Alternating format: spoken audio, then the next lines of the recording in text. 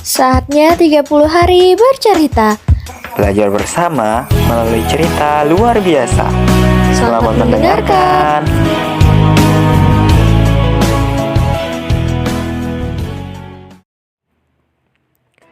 Halo Sobat Asana, di 30 hari bercerita kali ini kita akan membahas tentang Asbabun Nuzul surat Al-Waqiah.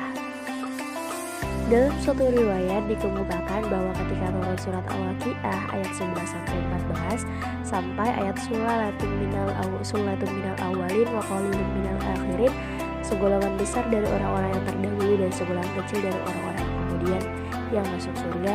Mendengar ini sebagian kaum muslimin merasa tidak gembira. Maka turunlah ayat berikutnya, sunnatun minal awalin wa tullatun minal akhirin, yang menegaskan pada zaman mulai Islam muncul sampai hari akhir dari kaum muslimin banyak menjadi ahli surga. Kemudian dalam suatu riwayat dikemukakan ketika turun ayat idza waqa'atil waqi'ah dan di dalamnya diterangkan sulatun minal awalin wa qalilun minal akhirin, Umar bin Khattab berkata, "Ya Rasulullah, sulatun minal awalin wal qalilun minna." Suatu tahun kemudian baru turunlah ayat berikutnya, yaitu ayat 39-40, yang menegaskan bahwa golongan besar dari orang-orang terdahulu dan golongan besar pula dari golongan orang-orang yang hidup kemudian yang masuk surga. Ketika itu Rasulullah SAW memanggil Umar, "Hai Umar, mari dengarkan apa yang telah diturunkan Allah. Sulatun minal awalin wa tullatun minal akhirin." Dalam suatu riwayat dikemukakan bahwa setelah Rasulullah mengizinkan orang-orang Taif menguasai lembah yang indah dan bersarang madu, mereka mendengar bahwa surga itu serba indah. Mereka berangan-angan untuk memiliki lembah di surga seperti yang dimiliki waktu itu.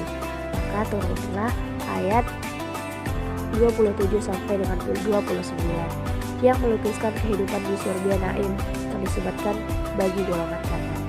Dalam riwayat lain dikemukakan bahwa orang-orang kagum melihat lembah yang teduh dinaungi pohon-pohon yang rindang dan indah. Ayat ini, ayat 27 sampai 29 diturunkan melukiskan kehidupan surga yang serba indah dan lebih. Dalam suatu riwayat dikemukakan bahwa ketika turun hujan pada masa Rasulullah, beliau bersabda, "Di antara manusia ada yang bersyukur dan ada yang kafir karena turun hujan. Di antara yang hadir mereka berkata, ini adalah rahmat yang diberikan Allah. Sedang yang lainnya berkata, sungguh tepat benar ramalan si fulan." Maka turunlah Quran surat Al-Waqiah ayat 75 sampai dengan 82 untuk mengingatkan bahwa semua kejadian itu adalah ketetapan Allah. Dalam riwayat lain dikemukakan bahwa ayat 75 sampai ayat 82 turun berkenaan dengan serombongan kaum Ansor di waktu perang Tabuk yang beristirahat di Hijr, peninggalan Nabi Soleh, dan dilarang menggunakan air yang ada di sana. Kemudian mereka berpindah ke tempat lain, tapi mereka tidak mendapatkan air sama sekali. Mereka mengadu kepada Nabi, lalu Rasulullah SAW sholat 2 rakaat dan berdoa, "Atas karunia Allah berawanlah langit kemudian turun hujan, sehingga mereka dapat minum sepuas-puasnya." Berkata serombongan Ansor kepada yang dituduh munafik, "Bagaimana pendapatmu Nabi SAW berdoa dan turun hujan untuk kepentingan kita?" Orang itu menjawab, "Kita diberi hujan tidak lain karena ramalan seseorang." Berkenaan dengan itu pula, surat Al-Waqiah ayat 75-82 turun untuk mengingatkan umatnya bahwa segala sesuatu ditetapkan oleh Allah Subhanahu wa Ta'ala. Menurut Hasan Al-Basri, surat Al-Waqiah digolongkan sebagai surat yang diturunkan di Mekah tanpa pengecualian. Pendapat berbeda datang dari Jabir, Ikrimah, Atta bin Ibn Abbas menyatakan bahwa Al-Waqiah merupakan bagian dari surat Makkiyah kecuali ayat 28. Wa tajaluna rizqakum annakum tukadzibun. Sedangkan Al-Kibli berpendapat bahwa 4 ayat terakhir dari surat Al-Waqiah merupakan golongan Badaniyah. Nama Al-Waqiah diambil dari perkataan Al-Waqiah yang terdapat pada ayat pertama surat ini.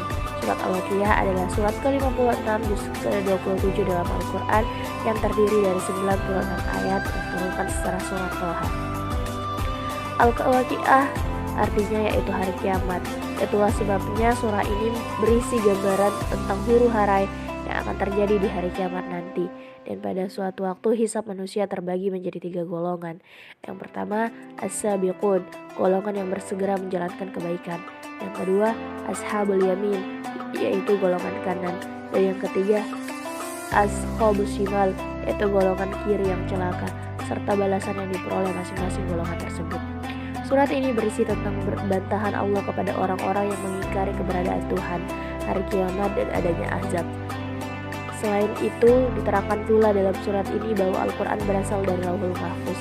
Adapun jika hendak diperinci, maka akan terdapat beberapa pembahasan di dalam surat ini, antara lain anjuran bagi manusia untuk mempersiapkan diri menghadapi hari pembalasan, kiat-kiat untuk lebih menghayati keimanan, beberapa proses untuk mendapatkan ridho Allah dengan amal soleh, penjelasan tentang kekuasaan Allah sebagai bukti kepada manusia atas keagungannya, penjelasan tentang 3 golongan manusia yang nanti dihisab di hari, serta balasan dari tiap golongan tersebut, serta sebab-sebab mengapa mereka mendapatkan balasan tersebut.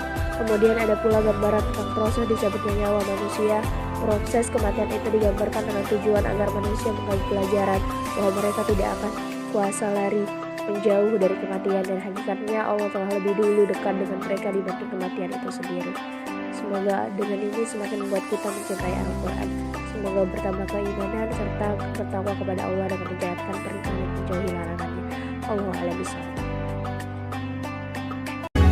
Nantikan cerita luar biasa selanjutnya ya di Balai Baca Hasanah Official. Dan bantu kami mengembangkan channel ini dengan like, komen, dan subscribe ya.